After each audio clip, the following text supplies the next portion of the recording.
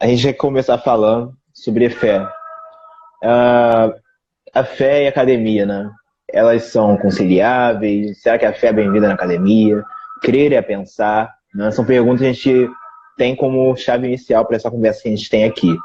A gente, em uma das lives anteriores, conversamos, né? A gente conversou sobre ser cristão na universidade. E a gente comentou um pouquinho de como esse lado das dificuldades, né?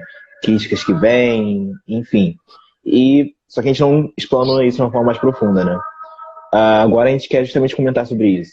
Essas dificuldades acadêmicas que surgem, questões às vezes contra a nossa fé. E essa seria a pergunta inicial. Crer é pensar? O que você acha, Eber? Crer é pensar, né? Eu creio que crer é também pensar, né? Tem um Uhum. livro do John Stott que se chama Uhum. exatamente isso, né? Crer é também pensar. Mas eu creio que a gente não pode falar que crer é pensar, né? Porque ela não é só pensar, ela é também pensar, né? Deus nos fez Uhum. seres racionais para que a gente adore Ele também através da razão. Devemos adorar a Sim. gente, nós devemos adorar a Ele com todo o nosso ser, né? E isso tem fundamento bíblico, né? Por exemplo, eu separei alguns textos aqui, ó, Mateus 22:37, que diz: asseverou-lhe Uhum. Jesus, amarás o Senhor teu Deus de todo o teu coração, de toda a tua alma e com toda a tua inteligência. Ou Romanos Sim. 12:1, rogo-vos, pois, irmãos, pela compaixão de Deus, que apresenteis os vossos corpos em sacrifício vivo, santo e agradável a Deus, que é o vosso culto racional.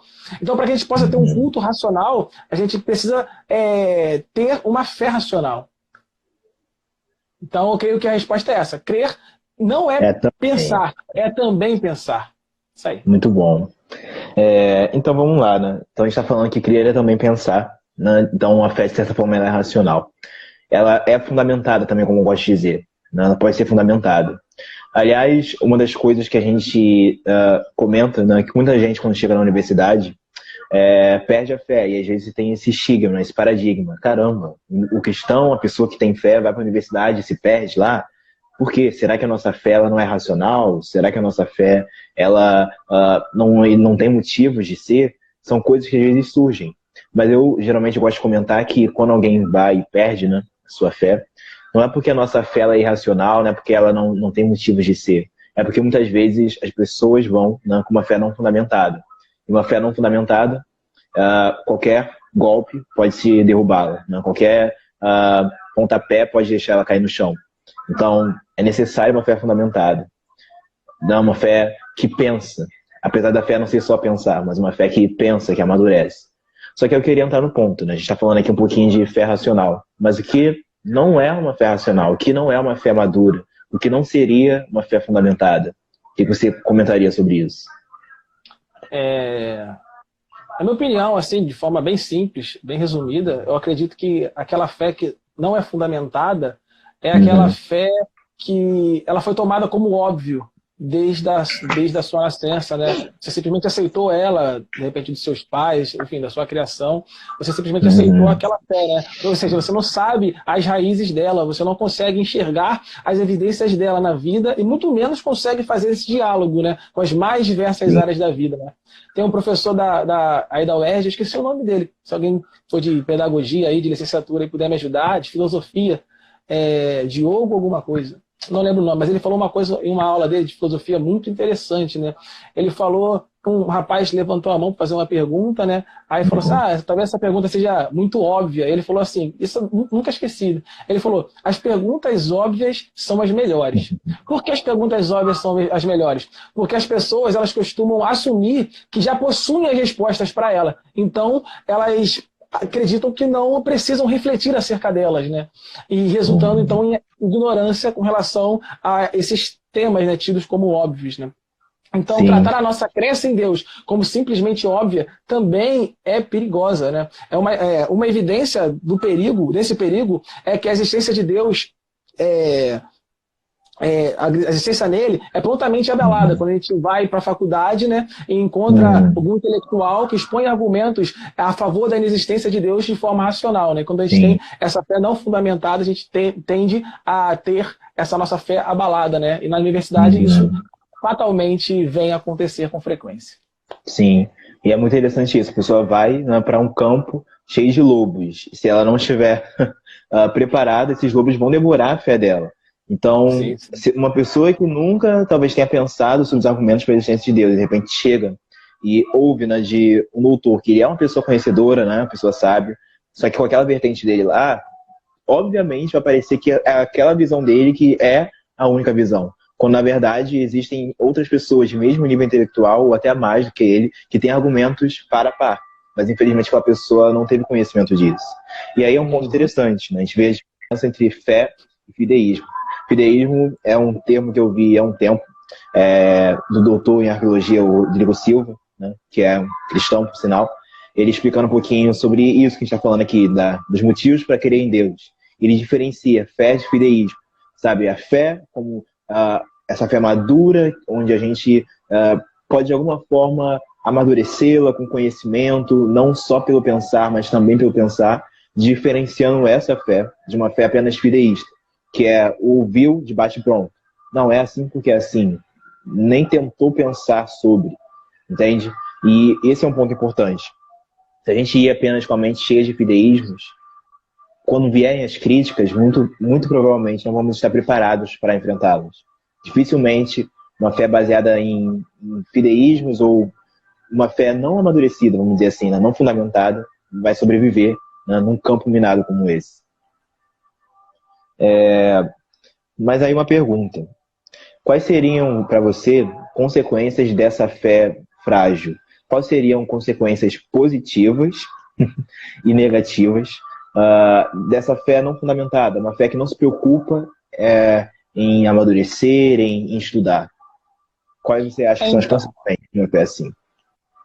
Assim, eu entendo que não existe consequências positivas, né? O que a gente poderia dizer aí com uma consequência positiva, entre aspas, seria consequências confortáveis, de repente, né? De repente, uma pessoa que tem uma fé frágil, fraca, ela talvez não seja tão desafiada ou tão confrontada, né? Com relação àquela pessoa que tem aquela fé mais firme, né? Só que as consequências negativas, elas são notáveis, né? Por exemplo, a instabilidade, né? A gente está indo para um ambiente extremamente plural, onde a gente vai se deparar com as mais diversas cosmovisões, com as mais diversas formas de ver a vida. E se você não tiver uma fé firme, eu acho que existem 3 estradas que necessariamente você vai acabar seguindo, né? Eu diria, ou você vai aguardar a fé em casa, é aquele cristão que só é cristão na igreja, não usa a lente cristã para enxergar a vida como um todo, mas só é cristão na igreja. Ou, o segundo caso, você vai trilhar a trilha do sincretismo, vai misturar tua fé com várias outras fés, vai virar aquele samba do crioulo doido, né? Vai virar aquela fé toda misturada, né? Aquela fé sincrética. Ou o terceiro, você vai descambar para o ceticismo. Eu acho que é os 3 caminhos que você acaba fatalmente seguindo quando você não tem uma fé fundamentada, né? Uma fé firme. Essa pergunta de consequências positivas é justamente uma pegadinha nesse sentido. Porque muitos até podem perceber que a sua fé não é amadurecida, mas se confortam com isso. Porque pensar às vezes dói, né? Criticar às vezes dói. Caramba, por que isso aqui não é assim? Né? Ouvi que era assim, me pareceu confortável, e às vezes... quando a gente está falando propriamente dita da fé cristã, ela é uma fé que confronta, né? O evangelho em si nos confronta. Então, um exemplo, né? Numa fé frágil, certos confrontamentos não existiriam. Seriam omitidos ou seriam anulados, vamos dizer assim. E fazendo essa fé se tornar uma fé mais fácil, humanamente falando, para a carne. Então, é mais confortável, sabe? É positivo, entre aspas, eu ficar nesse meu mundo do que criticar. E também porque às vezes o estudar é difícil, sabe? Você, né, que cursa teologia deve saber isso até melhor, que às vezes o estudar, procurar as respostas é cansativo. E pode ser mais fácil você falar, não, eu creio porque assim acabou. E a pessoa, ela às vezes se esconde atrás disso. E ela está, infelizmente, né, sendo incoerente consigo mesma. E aí já faz o link com consequências negativas propriamente ditas, né? Porque essas positivas também são negativas. Mas é uma incoerência, eu diria. Porque, no fundo, quando as críticas vêm e quando ela mesma se autocritica, ela percebe pontos falhos. Ela pode perceber que tem coisas estranhas no que ela diz professar, mas ela mesma não busca a resposta para aquilo. Então ela acaba, às vezes, não sendo consistente. e sendo incoerente consigo mesmo, entende? Então, é perigoso isso. É tão perigoso que, com a fé frágil, é como se nós não estivéssemos firmes na nossa própria identidade. Sabe quando Tiago, lá na sua carta, vai falar, né? Que o homem que olha a lei e não a pratica é semelhante a alguém que se olha no espelho e esquece seu próprio rosto. Está falando de identidade aí, uma fé que pratica. Uma fé frágil, ela não solidificada, ela também deixa de praticar muitas vezes, porque ela não conhece, né? Então, como é que ela vai praticar aquilo que ela nem conhece? E esse não praticar pode gerar uma inconsistência consigo mesmo, uma incoerência. E a própria pessoa ela pode se sentir dividida. Caramba, eu estou ouvindo argumentos que me atraem para o outro lado. E o meu desejo também é ir para esse tipo de coisas, mas ao mesmo tempo eu ouvi falar que fazer tal coisa é errado. Entende? Ela ouviu falar que tal coisa é errado. Ela não pensa por que isso é errado. E por ela não pensar por que isso é errado, se torna às vezes mais fácil dela ser suscetível aos desejos ou às propostas ou às argumentações contra. Então ela acaba se sentindo dividida, acaba afetando a sua própria identidade.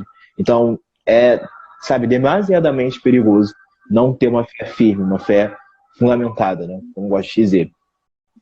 Sim, Mas sim. aí, beleza. A gente está falando disso, mas já que a gente comentou que é uma fé não fundamentada, o que seria uma fé fundamentada? Sabe? O que seria uma fé, então, amadurecida? Então, eu acredito que existem 4 caminhos para que a gente possa ter uma fé fundamentada, né? E que a gente possa estar nos autocriticando para verificar se estamos trilhando o caminho dessa fé fundamentada, né?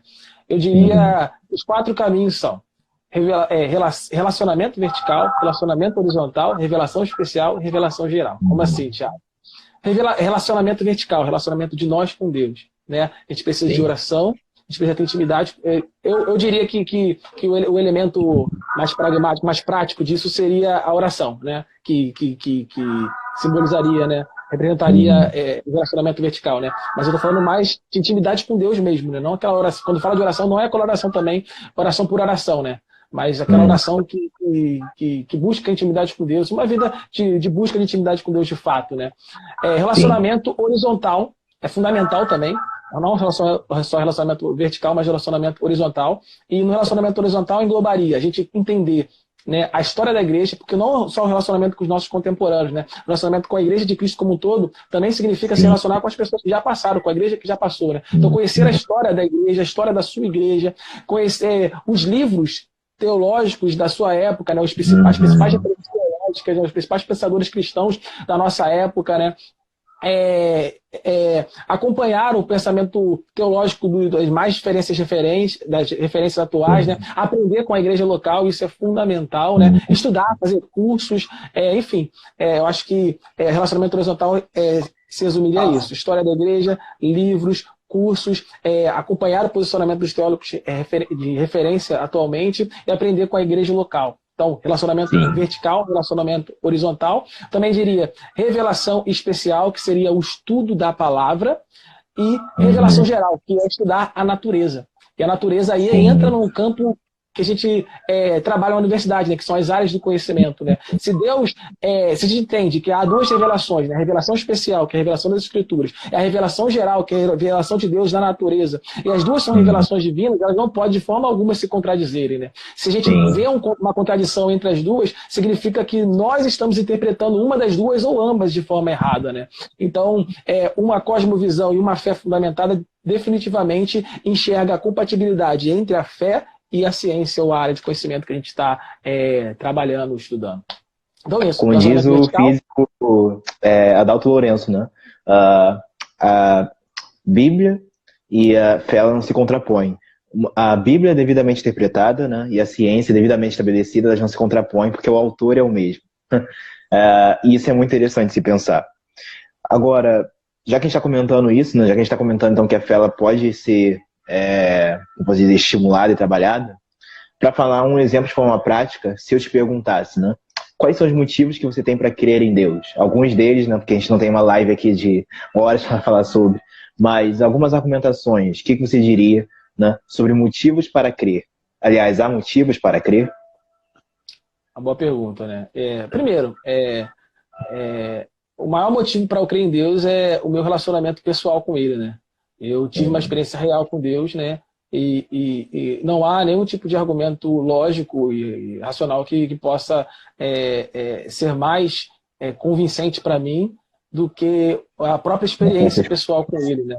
Mas é fundamental a gente conhecer as evidências, sim, racionais que apontam para a existência de Deus. Tem várias, né? E cada uma delas grande para explicar, né? Então, assim, eu vou explicar uma só. Vou explicar uma, para não falar que eu não vou explicar nenhuma, e vou citar as outras. Pode ser? Vai lá, pode ser. Então, assim, tem várias, né? Por exemplo. Oi? Deixa o pessoal curioso, eu vou pesquisar as outras. Pois é.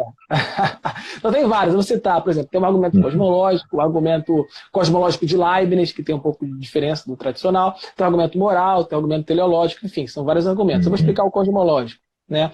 O cosmológico, ele parte do princípio metafísico de Parmênides, né? Que ele disse assim, ó, ex nihilo nihil fit, né? Nada vem do nada, né? É até bem intuitivo, né? Então, se você entende que nada vem do nada, logo há apenas duas possibilidades a partir disso, né? Ou nada existia, e portanto nada poderia vir a existir, ou algo sempre existiu, né? Como a gente existe, a gente está aqui fazendo essa live, então algo sempre existiu. A discussão é, o que sempre existiu? Aí a gente tem duas opções, ou foi o universo, ou foi alguma coisa além do universo. Só que a gente sabe que o universo ele não é eterno, não foi eterno, não sempre existiu, né? Ele foi criado, né? E a gente tem alguns argumentos que provam isso, né? Por exemplo, o efeito Doppler e a lei da termodinâmica, né? Não sei se vai dar tempo de explicar, eu vou deixar só no ar, depois vocês pesquisam aí. Mas enfim, a gente já sabe que o universo foi criado um dia, né? Tem a teoria do Big Bang e tudo mais, enfim. Mas geralmente o pessoal usa para explicar quando em debates que o universo foi criado a partir do efeito Doppler ou da lei da termodinâmica. Geralmente ainda tem o negócio da gravidade também, de fundo e tal, mas isso não sei explicar muito bem, não. Essa é mais difícil. Aí geralmente quando eu estou explicando, eu vou por esse caminho, ou o efeito Doppler ou a lei da termodinâmica, que eu acho que são mais tranquilos. Né? Mas se o universo foi criado, aí a gente chega numa conclusão, que algo além do universo foi criado. Agora, como a gente sabe que esse algo além do universo foi Deus? A gente entende que esse algo além do universo foi Deus. E quando você entende que esse algo além do universo foi Deus? Primeiro, se algo além do universo é algo que é transcendental, né? Sim. Uma vez que uma causa não pode depender do efeito, esse algo que transcende o universo, ele precisa também ser o quê? Imaterial. Por quê? Porque ele gera a matéria, né? Ele tem que ser também atemporal. Por quê? Porque também o tempo foi criado, né? A relatividade geral diz que o tempo, espaço e a matéria elas são relacionadas, né? Ou seja, tudo passou a existir com uma criação, então é algo que foi algo que vai além do universo, tem que ser transcendental, tem que ser imaterial, tem que ser atemporal, ele tem que ser não causado, né? Porque ele foi a causa primeiro, ele tem que ser pessoal, porque ele causou algo, ele tem que ser totalmente poderoso, por quê? Porque ele criou todas as coisas. E essas características são as mesmas do Deus judaico-cristão, né? Curiosamente, é a mesma característica do Deus judaico-cristão. Então faz sentido a gente interpretar que foi o próprio Deus judaico-cristão que criou todas as coisas. Esse é um dos argumentos que a gente utiliza, que apontam que é uma evidência, né, da existência de Deus. Como eu disse, tem vários outros aí, o argumento moral, o argumento teleológico, o argumento cosmológico de Leibniz, existem vários, muitos outros, né? Mas esse... Só para vocês terem um gostinho aí. Que existe sim evidências. A nossa fé não é uma fé cega, mas é uma fé pautada aí também nas evidências. Sim. Então, tá vendo aí? Tem motivos para crermos. Agora, olha só que interessante, né? Fiz questão, né, a gente comentar um pouquinho disso, de motivos para crer, porque apesar disso, né, apesar de nossa fé ela dialogar com a razão, muitas vezes na academia, ainda assim, ela não é tão bem vista. E eu queria que você comentasse um pouquinho sobre isso. Se existem certos preconceitos, se você percebe isso, né? A fé na academia, né? Nós como universitários, como é que você tem percebido essa relação? Então, existe um estereótipo. Existe um estereótipo, né? Eu já me deparei... Assim, nas matérias de matemática específico... Não lembro de ter algum professor falando sobre isso. Né? A gente fala sobre cálculo, sobre números, sobre outras coisas. Mas nas matérias de licenciatura já me deparei algumas vezes com professores falando, sim, contra o cristianismo, contra a existência de Deus e tudo mais. Já me deparei, sim. E geralmente eles tem uma visão bastante distorcida, né? Essa visão bem estereotipada do cristianismo, né? E provavelmente a gente vai se deparar com isso, assim, muito provavelmente você vai se deparar com um professor que vai atacar sua fé em algum momento, né? E não sei se é interessante a gente compartilhar alguns exemplos, alguém falar depois, não sei como que você planejou, né? Mas eu acho que é importante a gente pensar mediante esse cenário, né? Como que a gente deve agir nessa situação. Eu, particularmente, não sou daquele cara que sempre confronta o professor, sempre que ele critica o cristianismo, né? Às vezes não vale a pena. Acho que você tem que saber bem ali analisar a situação. São casos e casos. Já teve caso que eu levantei e questionei o professor. Geralmente, quando eu acho que convém, né, analisando a situação, né, quando o professor dá alguma brecha, tal, tem professor que não dá brecha para você perguntar nesse sentido, que quer humilhar o aluno, né? Ou que fica com perima, depois quer te reprovar, enfim. Às vezes o professor é um professor querido, que tem muitos de aluno ali que ama ele, enfim, que ele vai ficar debochando, o pessoal vai rir, enfim, você vai ser ridicularizado ali. Enfim, você tem que, são muitos contextos. Eu não diria assim, sempre você tem que rebater. Talvez eu esteja errado. Talvez esteja errado, eu não, assim, mas eu sou mais socrático. Eu tenho uma visão mais socrática. Como assim, Thiago? Mais socrático? Eu gosto de fazer perguntas. Eu acho que boas perguntas podem revelar as inconsistências das cosmovisões. Então eu sou assim, eu fico analisando, tipo assim, onde que tem um erro dessa cosmovisão e faço pergunta para que essa pergunta revele essa falha da cosmovisão dele. Então eu aconselharia um caminho mais assim, mais socrático. Mais uma pergunta como quem não quer nada, mas a fim de que revele aquela inconsistência na cosmovisão que a gente sabe que é falha. Usando uma maíra para ver o que tem ali dentro. Mas perguntas. O Lucas falou bem, a determinados debates convém, em outros vai dar confusão, exatamente. É isso que eu estou falando. Não dá para falar sempre faça isso, não dá para a gente falar isso, né? Tipo, é caso e caso. Mas tem que ter o discernimento ali, do Espírito Santo ali, para saber o momento certo de falar e tudo mais, isso aí. Mas, de certa forma, o preconceito existe. Não é? Caiu aqui, cara. De certa forma, o preconceito... Mas está inteiro o celular. De certa forma, ainda existe. Agora, isso é interessante. O preconceito ainda existe. Mas não existem referências cristãs na ciência, não existe relação entre fé e ciência, eu posso dizer, propriamente dita, autores cristãos na história, atualmente, formas de conhecimento de pessoas cristãs. Não existem referências hoje, mas curiosamente parece que se existem, né, e a gente sabe que existem, muitas vezes isso é deixado de lado. É como se, para alguns, como você comentou, nessa visão estereotipada, o cristianismo fosse um espantalho. Né? Fazem aquela versão do cristianismo de espantalho e acabam talvez deixando de lado toda essa gama de pensadores do passado e do presente que de alguma forma conciliaram, fizeram questão de, através da fé, através da ciência, manifestar a sua fé. A gente tem exemplos sobre isso. Eu queria que você pudesse pensar e citar alguns disso, talvez algumas referências que fizessem esse link entre fé e ciência, autores ou pensadores nesse assunto, que você poderia compartilhar. Bom, existem vários, né? Vários. Atualmente, tem uns que eu gosto muito, né? Que eu acho que são os principais apologistas contemporâneos, né? E eu acho que vale muito a pena você ver os debates e conhecer os argumentos, ler os livros deles. Tem dois que eu gosto mais, que é o William Lane Craig e o Norman Guy. Acho que são dois fora de série, né? Posso até indicar, eu não tenho esses livros, mas físico, eu tenho digital. Eu acho que são excelentes livros que a gente pode ler para quem quiser conhecer melhor os argumentos e tudo mais. O William Lane Craig é o Em Guarda e o Norman Geisler é Não Tenho Fé Suficiente para Ser Ateu. Já ouvi muito bom, muito bom. Vale muito a pena ler. Né? Alguns mais antigos, né? Tem o C.S. Lewis, né? Você conhece muito bem também. Agora, no decorrer da história, a gente viu vários pais das ciências que tinham uma cosmovisão e olhavam para aquilo que ele estava fazendo de forma a enxergar Deus naquilo, né? De forma não parcial a sua fé, né? Por exemplo, Isaac Newton, que não necessariamente é o deus teísta cristão, mas é o Isaac Newton, né, que é o filósofo, é um filósofo matemático, né, não sabe, que formulou a lei da gravitação universal e as 3 leis de Newton. Ele diz o seguinte: a maravilhosa disposição e harmonia do universo só pode ter tido origem segundo o plano de um ser que tudo sabe e tudo pode. Isso fica sendo a minha última e mais elevada descoberta, né? Johannes Kepler também, né, que foi astrônomo, astrólogo e matemático, que formulou as 3 leis fundamentais da mecânica celeste.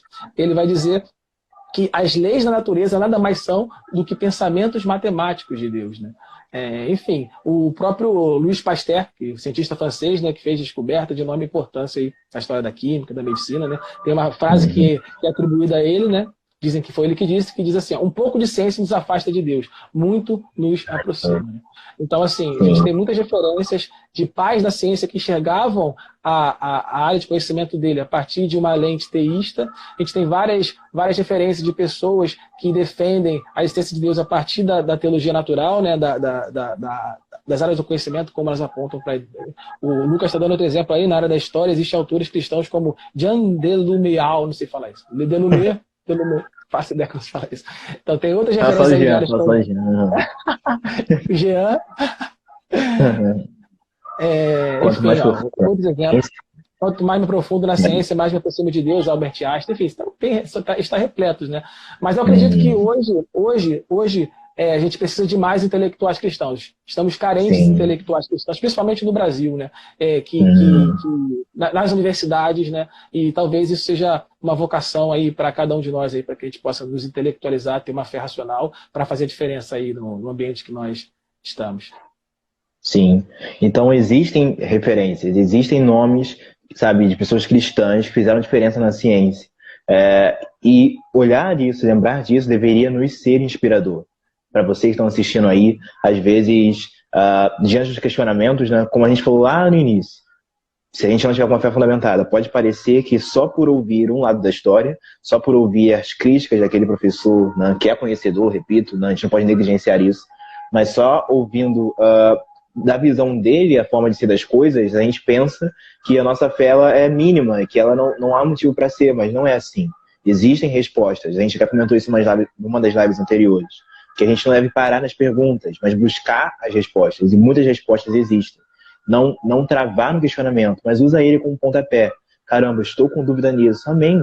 Já que tem essa dúvida, usa ela. Aí vem tanto o relacionamento na vertical, quanto o relacionamento horizontal. É você na intimidade com Deus, é você buscando a revelação das Escrituras, buscando respostas na ciência que Ele nos deu, porque o autor da ciência é o mesmo autor, né, da Bíblia, porque Deus é o Criador de todas as coisas, e em tudo isso a gente pode alcançar as respostas. Tem dúvida? Pergunta para alguém, não tenha medo de duvidar, mas também não pare na dúvida. Busque as respostas para isso, eu incentivo, sabe, inspiro vocês nisso. E olhem quantos exemplos, né? A gente citou aqui alguns, mas tem outros que conciliaram a fé, né, e a sua razão, que manifestaram a sua profissão, vivenciaram a sua profissão como homens de fé. Um nome interessante também é Alvin Plantinga, que eu gostaria até de citar na filosofia, porque no período dele, né, quando ele começou a ter relevância mais ou menos, era o período onde se havia bastantes críticas a Deus em termos de filosofia, na teologia, tanto é que é como se estivesse naquela linha de pensamento, né, do Deus está morto, filosoficamente falando, né? E vem caras como Alvin Plantinga que ressuscitam Deus filosoficamente falando, que fazem questão de mostrarem argumentos e defenderem a sua fé na academia. E são homens que são admirados, porque tiveram coragem, né? Homens e mulheres, que muitas também fizeram diferença, são admiráveis porque tiveram postura, sabe, de tomar essa iniciativa de não serem incoerentes, serem integrais, vamos dizer assim, porque a gente não pode separar, né? Não, eu religioso sou isso numa caixinha, eu enquanto profissional sou isso. Nós somos um ser integral, biopsicossocial e espiritual. Então, se você tem uma profissão, seja ela qual for, inspiramos, né, você a manifestar a tua fé nela. Seja um biólogo para a glória de Deus, seja um físico para a glória de Deus, seja um professor para a glória de Deus. São até traços, né, que a gente pega da Reforma Protestante, que trouxe muito isso, né? Na verdade, não é que ela trouxe, mas despertou. Que a Reforma foi uma volta aos princípios e nunca deveriam ter se perdido.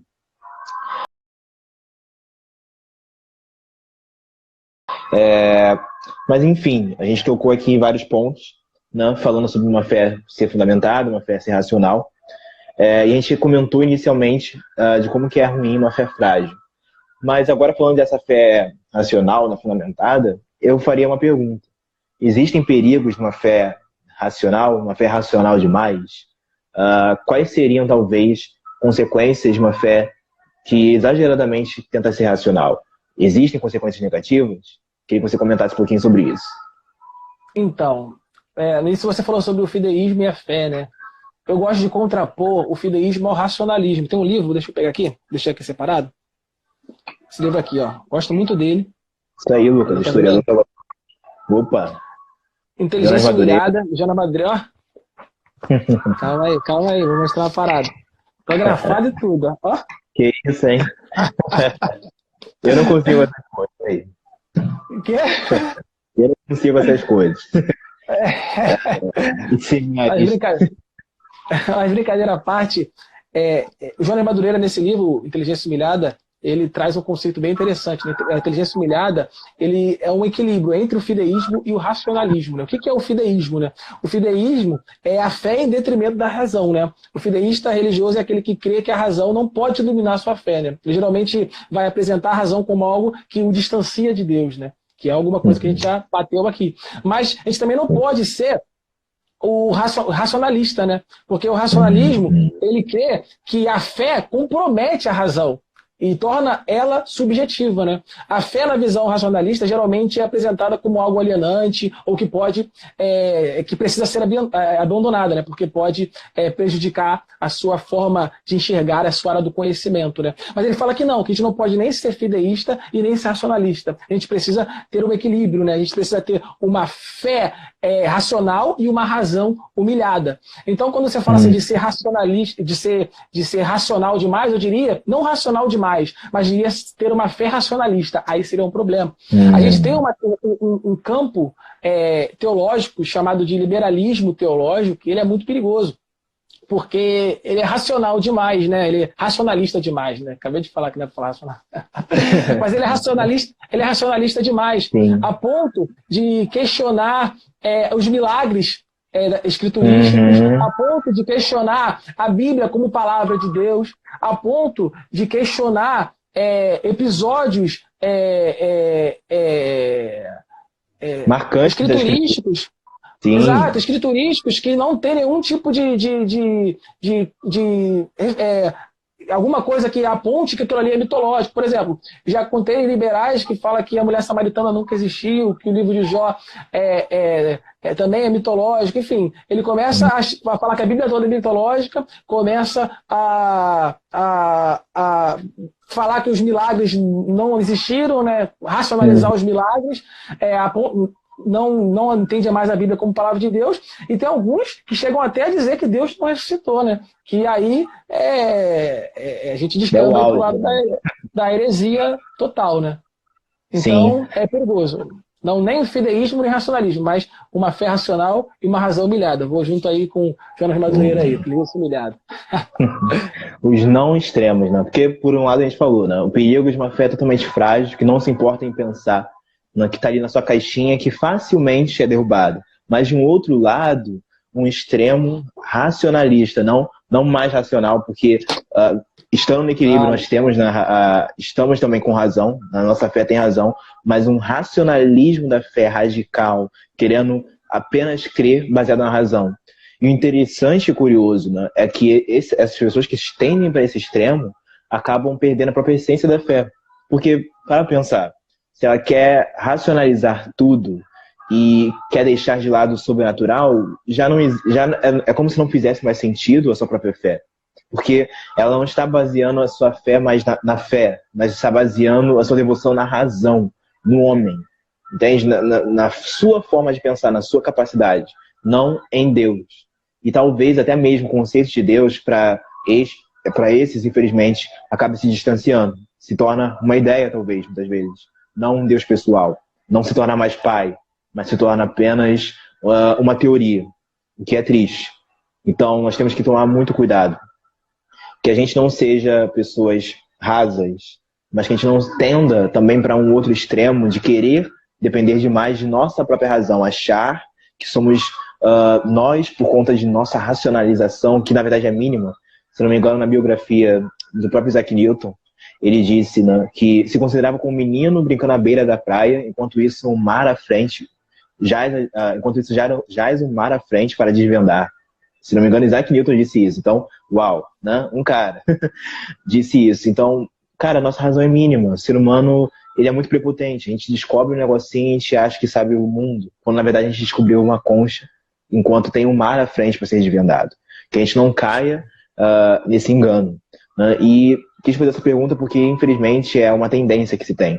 Muitos na academia, né, é interessante isso. Enquanto alguns acabam perdendo a fé, né, por conta de uma fé rasa, outros nessa flertagem com a ciência ateísta, vamos dizer assim, né, porque a ciência também é cristã, mas uma ciência que se distancia de Deus, por quererem flertar com a ciência, por quererem talvez às vezes flertar com uma boa imagem, com status, né, diante do corpo de academia que tem preconceito com a fé, acabam abrindo mão de certos fundamentos e fazendo essa fé se amoldar a sua forma de pensar cada vez mais. Não, peraí, já que a ciência diz isso, então tem que adaptar a minha Bíblia a isso. Já que a ciência diz isso, só que a ciência ela não é uma voz mística. Quando a gente fala assim, a ciência diz, é complicado. Né?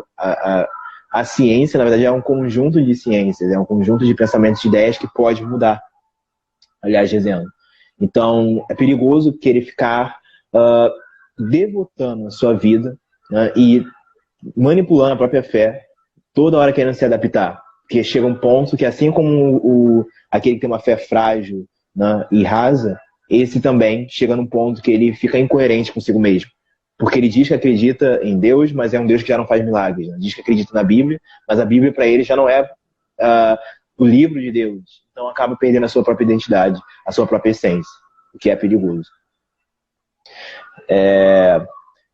Enfim, e baseado nisso, a gente inspira vocês, né? Inspiramos a nós mesmos, a procurarmos uma fé fundamentada, né, nas Escrituras, uma fé fundamentada em Deus e madura.